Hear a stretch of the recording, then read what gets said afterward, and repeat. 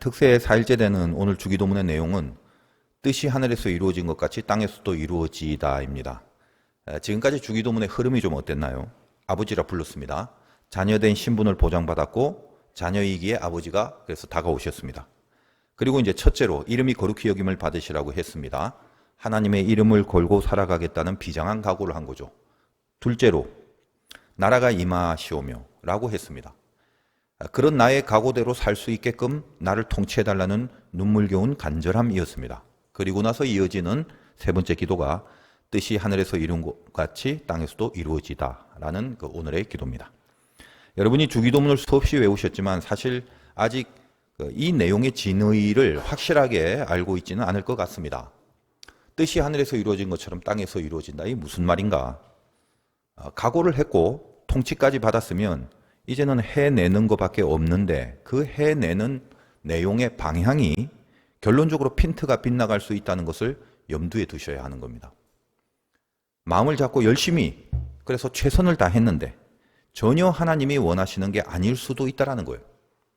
여기가 우리 신앙에 있어서 치명적인 부분입니다. 주기도문의 영적인 기초는 십계명과 맥락을 같이 한다고 말씀드렸죠. 십계명의 처음 4가지 계명은 하나님과의 관계에 대한 계명이고 주기도문에서는 오늘 하늘에서 이룬 그 뜻에 대해서 기도하는 부분까지가 하나님의 영역에 대한 기도 내용이 됩니다. 십계명에서 하나님과의 관계를 명하시는 그 부분에 가장 핵심적인 한 단어를 얘기해라. 그러면 우상입니다. 그래서 하나님과의 관계 속에서 가장 중요한 것은 우상을 섬기지 마라 라는 것인데 수없이 말씀드렸습니다만 우상을 금하는 계명은 하나님을 안 믿는 이방인을 향한 계명이기 이전에 이미 하나님 안에 있는 백성들을 향한 계명이었죠. 그래서 그 어떤 계명보다도 사실 이 우상에 대한 문제는 극도로 긴장하며 살펴보아야 될 그런 내용이 되는 것입니다. 살인, 간음, 도둑질 이런 계명보다 훨씬 더 근본적인 차원의 계명이라고 말씀드렸습니다. 우상이 뭐죠? 여러 가지 수차례 설명을 했습니다만 제일 중요한 포인트는 믿음의 대상이 뭘 원하는지에 대해서 전혀 고려하지 않는 게 우상이라고 했습니다. 돼지머리를 차려놓고 그 코에 돈을 왜 박아 넣는지는 모르겠습니다만 그래놓고 그 돼지한테 절을 하면서 모두가 한마음일 겁니다. 딱 하나죠. 돈 잘 벌게 해달라는 겁니다.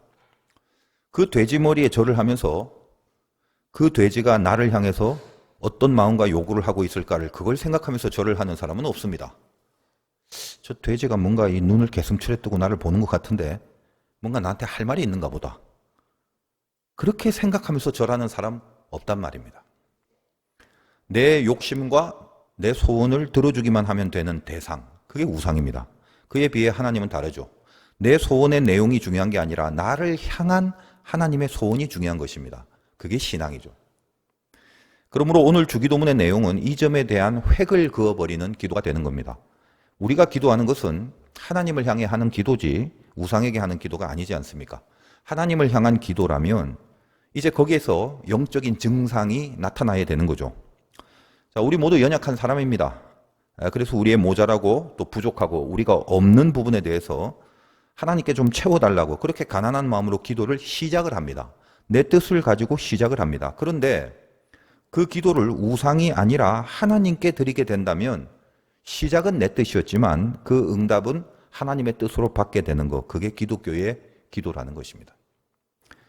아버지라고 부르고 나서 그 다음에 각오를 했고 그 각오에 통치의 능력이 임한 후에 이제 다 갖추어졌으니까 끝까지 내가 원하는 방향으로만 만약 가게 된다면 그건 우상의 신앙으로 전락돼 버리는 것입니다. 주님이 하셨던 겟세마네 기도가 그 교훈을 주죠. 주님이 당신의 소원을 비는 곳으로 간절하게 시작을 했습니다. 이 잔 좀 피해달라고. 그러나 그 기도의 응답이 하나님의 소원을 이루는 곳으로 열매 맺게 됩니다.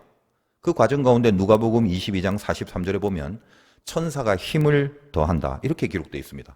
천사가 주님 앞에 힘을 더해준다는 거예요. 무슨 힘, 어떤 방향으로 힘을 더하셨나요? 잔을 피하게 하는 그 주님의 처음 시작의 기도, 그 방향으로 힘을 더해준 게 아니라 그 잔을 받아야 한다는 하나님의 그 뜻을 이룰 수 있는 그 힘을 더해준 것입니다. 여러분이 기도를 해보셔서 알겠지만 기도 끝에 평안을 얻는 거, 그게 사실 응답입니다. 그럼 그 평안이 뭐죠? 잘 한번 생각해 보시기 바랍니다. 여기가 아주 중요한 부분인데 자, 내가 바라는 내용이 있잖아요. 내가 바란 내용이 있어서 그걸 이루어 달라고 간절히 기도를 하다가 이렇게 믿음으로 기도하라고 하니까 어디서 많이 들었잖아, 그 말. 그 속에서 자기가 하는 이 기도에 대해서 스스로 확신을 가지려고 애를 씁니다. 지금 이 기도는 반드시 되는 거야. 의심하지 말라고 그랬잖아. 의심하지 말자. 반드시 된다고 확신을 가져야 이루어진다고 그랬거든. 믿습니다. 아멘, 아멘. 얼마나 확신을 가지고 싶은지 발음도 좀 달라져요. 믿습니다라고 안 하고 믿습니다 하면서 그런 발음까지 되게 해가면서 기도를 합니다. 우리가 일상적으로 해왔던 이런 작업의 근본적인 동기가 되어준 성경 구절은 마가복음 11장 24절이죠. 무엇이든지 기도하고 구하는 것은 받은 줄로 믿으라. 그 구절로 인해서 자기가 구한 기도의 내용을 이 내용 그대로 내가 받는다라는 내적 확신을 만들어내기 위해서 그 스스로 그 확신을 세뇌시키는 작업을 합니다. 목사님은 어떻게 그렇게 잘 아시나요? 제가 다 겪어본 경험들이라 그렇습니다. 다 좋습니다. 다 신앙 안에 있는 내용들이었어요. 그러나 이거 하나를 생각해 보시기 바랍니다. 우리는 우리에게 좋은 거, 나에게 진짜 좋은 게 뭔지를 모릅니다. 이거 동의하시나요? 이것만 있으면 다 좋을 것 같았는데 요걸 요렇게만 하면 나한테 최고인데 근데 사실 그게 나한테 독이라는 걸 절대로 모릅니다. 그럼 나한테 좋은 건 누가 아나? 나를 지으시고 나를 사랑하시는 하나님 아버지가 아십니다. 좋은 거는 하나님 보시기에 좋은 거 그거밖에 없는 겁니다. 제가 동대문구 휘경동에서 태어나서 5살 때까지 서울에 살았는데 가족들이 여름에 이제 놀이동산 같은 곳을 다녀와서 집에 가는 길이었는데 기억이 납니다. 날이 얼마나 뜨거운지 막 쨍쨍한 여름날이었는데 길에서 그 아이스크림을 파는 그 일본말로 구루마가 하나 있고 제가 그 아이스크림 사달라고 조르니까 아버지가 우리 네 가족 모두 이제 아이스크림을 사준 겁니다. 맛있게 핥아 먹으면서 걸어가는데 아버지가 갑자기 그 버리라고 하면서 일단 엄마 아빠가 다 버립니다. 어린 저는 그게 납득이 안 되는 거죠. 이걸 왜 버려? 근데 이제 약간 주춤하다가 제 누나가 또 그걸 또 버립니다. 저는 절대 안 버리겠다고 끝까지 고집을 핍니다. 아버지가 화를 내죠. 겁이 나서 결국은 버리지만 눈물이 앞을 가립니다. 나중에 집에 가서 더 좋은 걸 사주겠다고 약속을 받고 참고 갔어요. 뭐 당시에 이름은 잘 모르지만 무슨 이렇게 하얀색 그 스티로폴 같은 큰 통에 가득 담긴 그 아이스크림을 아버지가 이제 가게에서 사서 그걸 집에서 먹는데 엄청 맛있게 먹었던 기억이 납니다. 그러나 아주 오랫동안 그렇게 버려버린 아이스크림이 너무 아까워서 왜 버리라고 했나라는 의문이 이 가슴에 늘 남아 있었습니다. 쭉 추억을 해보니까 그랬던 것 같아요. 여러분 생각해 보세요. 5살 때 일입니다. 그걸 지금 기억하고 있는 겁니다. 얼마나 이게 아깝고 그 당시에 갈등이 있었는지 너무너무 속상해서 잊혀지지가 않는 거예요. 오늘 뭐 내용이 어려운 내용도 아닌데 쓸데없는 예를 들어서 죄송합니다만 그냥 설교를 제가 하니까 설교하는 저에게 있어서 아주 강한 임팩트로 그렇게 남아있었던 기억이라 말씀드리는 거예요. 언젠지 모르겠지만 나이가 점차 들면서 제가 스스로 그걸 이해해가는 과정을 지나게 됩니다. 아버지가 당연히 그걸 버리라고 한 건 불량식품이었음이 틀림없고 그걸 먹으면 배탈 날 것을 막은 거죠. 저는 죽다 깨어나도 그게 불량인지 먹으면 배탈 날 건지 그건 모릅니다. 사실 그 누나도 잘 몰랐을 것 같은데 나이가 이제 저보다 좀 있다 보니까 눈치가 빠른 거죠. 그래서 버리랄 때 빨리 버려서 야단을 맞지 않았습니다. 교계에서 자행되어지는 수많은 행태들을 한번 생각해 보십시오.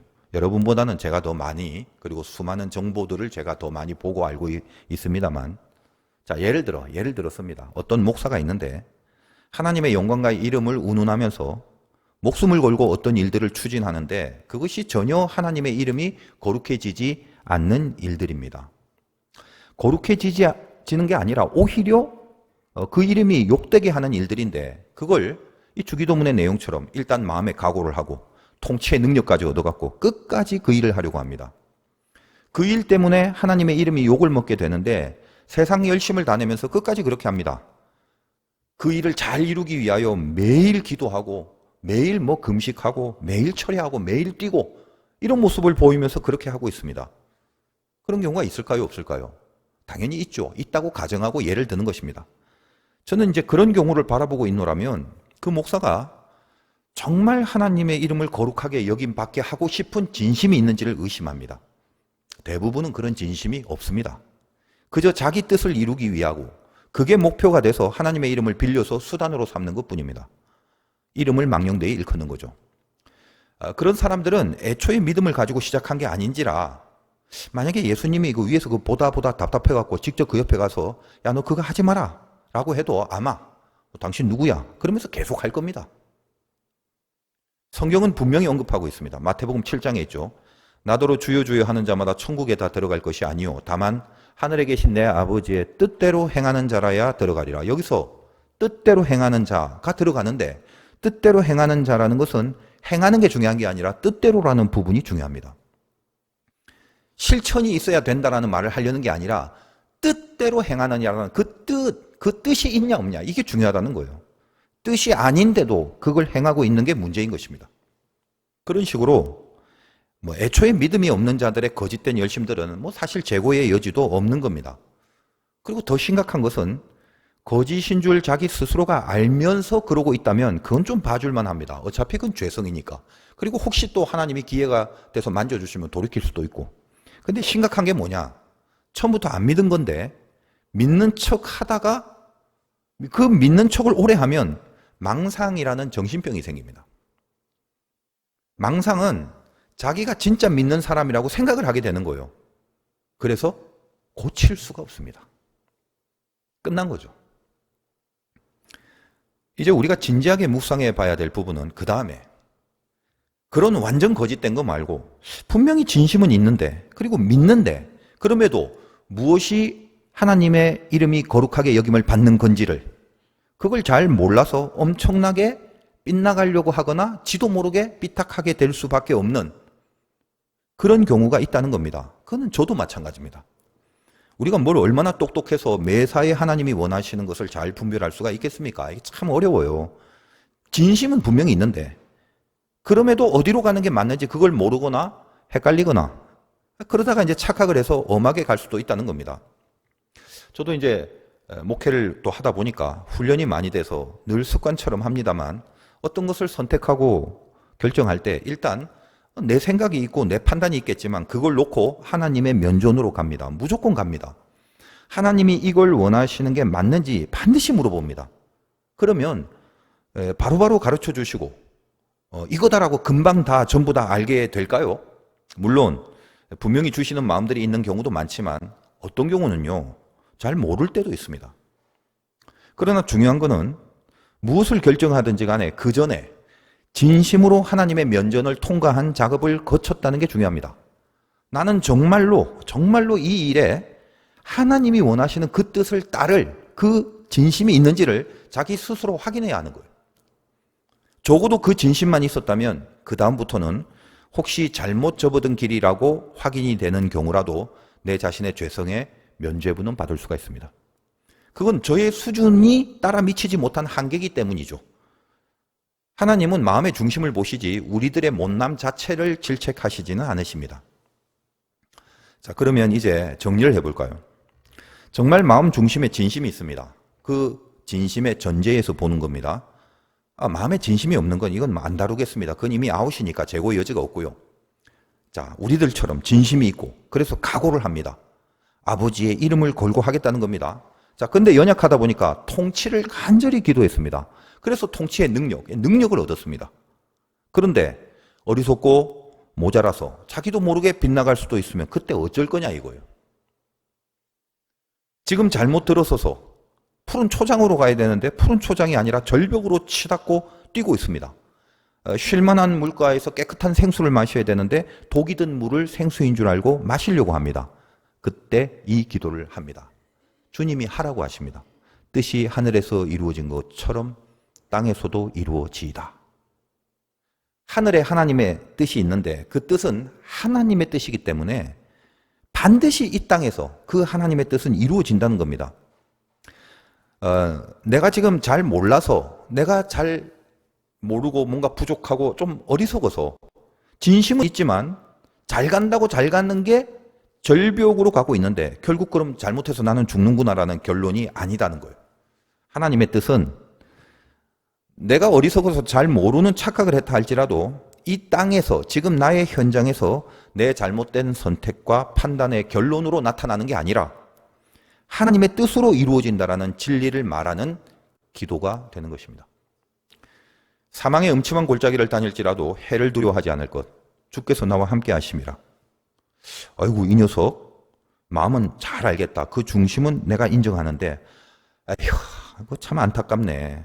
네가 가는 길이 지금 잘못 가는 거야. 거기 절벽이야. 그 좀 제대로 고르지. 하필 그 낭떠러지로 가는 길을 고르냐? 안 됐다. 쯧쯧. 그러시지 않는다는 거예요. 뜻이 하늘에서 이루어진 것처럼 하나님의 뜻은 어떤 경우 모든 상황에서도 반드시 이 땅에도 내 현장에서 혹시 잘못 가는 그 길에 접어들었다 할지라도 하나님의 그 뜻은 반드시 이루어 주신다라는 거예요. 그걸 기도하는 것이 오늘의 기도가 됩니다. 그래서 아까 제가 기도는 그 응답이 평안으로 온다고 했는데 뭐가 평안이라고 했나요? 내가 소원하는 그 내용이 이루어짐을 확신하는 것으로 평안이 오는 게 아니라 내가 이걸 해달라고 그랬는데 하나님이 이걸 반드시 해줄 거야. 믿습니다 하면서 그렇게 계속적으로 확신을 가지려고 애를 써서 다가오는 확신. 이것 때문에 평안이 오는 게 기도의 응답이 아닙니다. 내 뜻이 아니라 하나님의 뜻이 더 좋은 것임을 알게 되는 평안. 그리고 어떤 경우라도 반드시 그 하나님의 뜻이 이루어진다라는 확신의 평안. 나의 부족함과 모자람을 뛰어넘어서라도 하나님의 뜻은 반드시 이루어진다라는 그 평안. 그리고 그 하나님의 뜻이 내가 기도한 내용보다 언제나 더 나를 위한 응답이라는 걸 알아버리고 안심하여 느끼는 평안. 그것이 평안으로 확인되는 우리 기도의 응답이 되는 것입니다. 억지로 자기 소원이 이루어지기를 믿습니다 하면서 억지로 확신하려고 애를 쓰지 마세요. 실은 그러고 있는 그 사람의 속은 더 불안하다는 것을 잘 아실 것입니다. 우리들이 가져야 될 확신은 내 뜻이 이루어집니다라는 확신이 아니라 나에게 좋은 것이 무엇인지를 나보다 더 잘 아시는 하나님이 내 뜻을 죽이고 기도 속에 들어가면 내 뜻이 꺾여지고 내 뜻이 잘라내게 되어지더라도 내가 바라는 방향과 전혀 반대로 벌어지는 현실이 내 앞에 도래한다 할지라도 나를 향한 하나님의 뜻이 이루어지고 있다는 그 지금의 현실이 오히려 나를 위한 것이다 라는 걸 믿고 그 기쁨과 안심과 든든함으로 생겨지는 그 확신이어야 한다는 것입니다. 많은 교인들이 오해했던 말씀이 그겁니다. 무엇이든지 기도하고 구하는 것은 받은 줄로 믿으라. 이제 이 말씀의 의미를 아셔야 됩니다. 받은 줄로 믿으라라는 말이 주는 이 깊은 확신이 뭔지를 깨달아야 돼요. 내가 혹시 잘못 구하는 일로 그렇게 기도를 시작한다 할지라도 나는 철이 없으니까, 나는 부족하니까 일단 내 뜻대로 먼저 시작을 한다 할지라도 내가 분명히 이것을 하나님께 드리는 기도라면 늘 나에게 더 좋은 하나님의 뜻이 이 땅에서 이루어진다라는 그 믿음을 가지라고 말하는 것입니다. 그러므로 기도의 응답으로 여러분에게 다가오는 평안의 정체가 무엇인가 하면 내 뜻이 아니라 하나님의 뜻이 이루어지는 것을 기쁘게 동의하고 받아들이고 인정할 때, 그래서 하나님의 뜻이 나의 뜻을 꺾어버리는 그 역사를 저 깊은 곳에서 바라게 되는 새로운 내 영의 간구가 생겨났을 때, 그때 주어지는 평안이 우리의 모든 기도의 응답이 되는 것입니다. 여러분 걱정하지 마시고 오늘도 마음껏 하나님께 기도하시기 바랍니다. 하나님께요. 뜻이 하늘에서 이루어진 것처럼 이 땅에서 이루어지이다. 이 기도가 우리에게 있는 한 모든 기도의 응답은 잘못된 응답이 없게 되는 것입니다. 내 소원에서 하나님의 소원을 소원하게 되는 그 마음이 주어지는 것, 그리고 그 마음이 주어진 것 자체가 이상하게 자꾸만 평안으로 느껴지게 되는 것, 그것이 이 주기도문을 할 때 나타나는 오늘 우리의 응답이 되시기를 주님의 이름으로 축원드립니다.